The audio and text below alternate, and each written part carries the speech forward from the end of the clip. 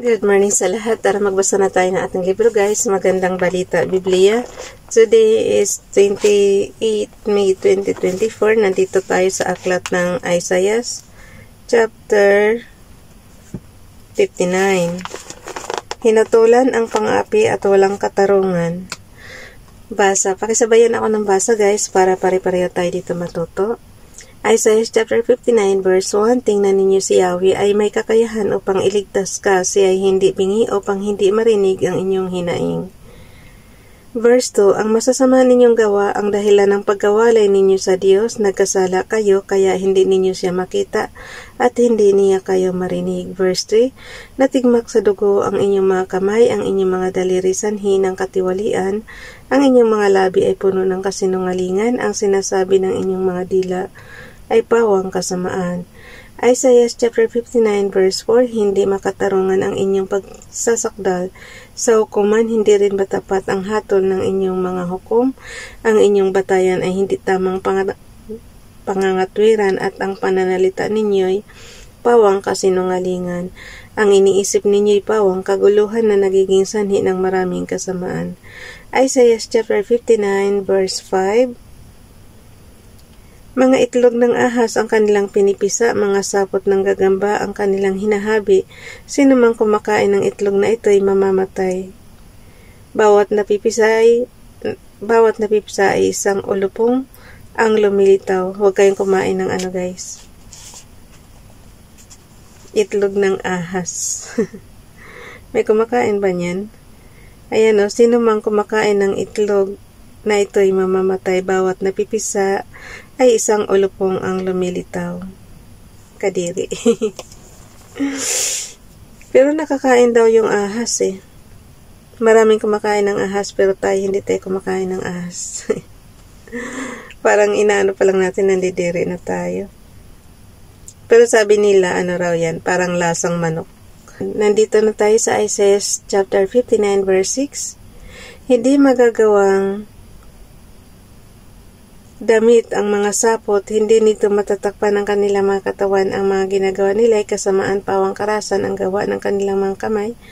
Verse 7, mabilis ang kanilang paa sa paggawa ng masama, nagmamadali sila sa pagpatay ng mga walang sala, pawang kasamaan ang kanilang iniisip, bakas ng paggawasak ang kanilang iniiwan sa kanilang malalawak na lansangan. Verse 8, hindi nila alam ang landas patungo sa kapayapaan, wala silang patnubay ng katarungan, liko-likong landas ang kanilang ginagawa, ang nagdaraan do'y walang kapayapaan. Inamin ng mga tao ang kanilang kasalanan. Isaiah chapter 59 verse 9, dahil dito ang katarungan ay malayo sa amin, hindi namin alam kung ano ang katwiran, alam na namin ngayon kung bakit hindi kami iniligtas ng Diyos sa mga nagpahirap sa amin. Umasa kaming liwanag ay darating, ngunit kadiliman ang aming kinasadlakan. Isaiah chapter 59 verse 10, tulad nami bulag na nangangapa sa paglakad, nadarapa kami tulad ng mga walang paningin.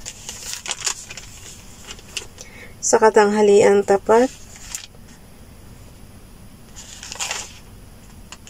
verse 10, karugtong pa ng verse 10 guys. Sa katanghaliang tapat kami natatalisod, na para bang gabi na, parang kami nasa dilim tulad ng mga patay. Verse 11, umuungol tayong lahat na gaya ng mga oso, dumaraing tayo at nagdadalamhati tulad ng mga kalapati.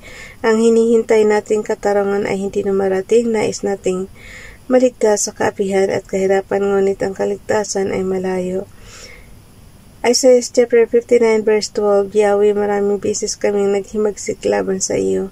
Inausig kami ng aming mga kasalanan, alam namin kami naging makasalanan, nalalaman namin ang aming mga pagkakasala. Verse 13, naghimagsik kami sa iyo, O Yahweh, at itinakwil ka namin at hindi nasumunod sa iyo. Ang sinasabi namin ay pawang pang-api at pagtataksil. Ang inuusal ng aming mga bibig ay mga kasinungalingan na katha ng aming mga isip. Isaiah chapter 59 verse 14, itinakwil namin ang katarungan at lumayo kami sa katwiran. Ang katotohanan ay nahandusay sa mga liwasang bayan at hindi nakapanaig ang katapatan. Verse 15, hindi matagpuan ang katotohanan, kaya nanganib ang buhay ng mga tao na ayaw gumawa ng kasamaan. Humanda si Yahweh para iligtas ang kanyang bayan. Nang makita ni Yahweh na wala ng katarungan, siya ay nalungkot. Verse 16, nakita niya na wala kahit isang magmalasakit sa mga api, dahil dito'y gagamitin niya ang kanyang kapangyarihan upang sila'y iligtas at siya'y magtatagumpay. Verse 17, ang suot niya sa dibdib ay baluti ng katwiran. Anong baluti? Baka balot ng katwiran. Okay, ulitin ko yung verse 17. Ang suot niya sa dibdib ay baluti ng katwiran at sa kanyang ulo naman ang helmet ng kaligtasan, paghihiganti ang kanyang kasuotan at puot naman ang kanyang balabal. Verse 18, paparusahan niya ang mga kaaway ayon sa kanilang ginawa, kahit ang nasa malalayong lugar ay kanyang gagantihan. Verse 19, kaya katatakutan siya ng mga taga-kanluran at dadakilain sa dakong silangan. Darating si Yahweh tulad ng malakas na agos ng tubig, gaya ng ihip ng malakas na hangin. Isaiah chapter 59 verse 20, sinabi ni Yahweh sa kanyang bayan, papunta ako sa Zion upang tubusin ang mga taong mula sa lahi ni Jacob na magsisisi sa kanilang kasalanan. Verse 21, ito ang aking kasunduan sa inyo sabi ni Yahweh, ibinigay. Yung verse 21 guys, Isaiah chapter 59 verse 21. Ito ang aking kasunduan sa inyo sabi ni Yahweh, ibinigay ko na ang aking kapangyarihan at mga katuruan upang sumainyo magpakailanman. Mula ngayon ay susundin ninyo ako at tuturuan ang inyong mga anak at salinlahi na sumunod sa akin sa buong panahong darating. Ano nga sila guys yung maganda nga yung nila, yung katulad nito isinulat nila sa Bible ang daming gumagamit ng Bible, diba? So lahat ng sa Israel na ipalaganap nila. Kasi nakalagay naman dito, mula ngayon ay susundin ninyo ako at tuturuan ang inyong mga anak at salinlahi na sumunod sa akin sa buong panahong darating.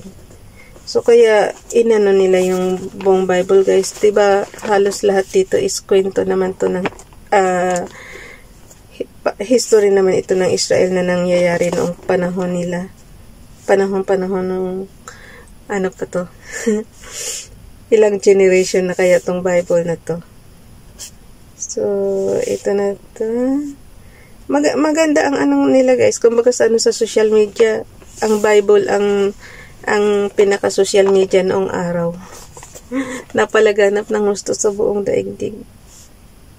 Okay, for 29, malapit na naman matapos ang May. June na naman. 2024. Yung chapter 60 itong chapter 60 guys, ang magandang kasasapitan ng Jerusalem. So sabi ko sa inyo, sila yung kwento ng Israel, kwento ng Jerusalem, dito mo sa Bible matatagpuan. Bye everyone, God bless.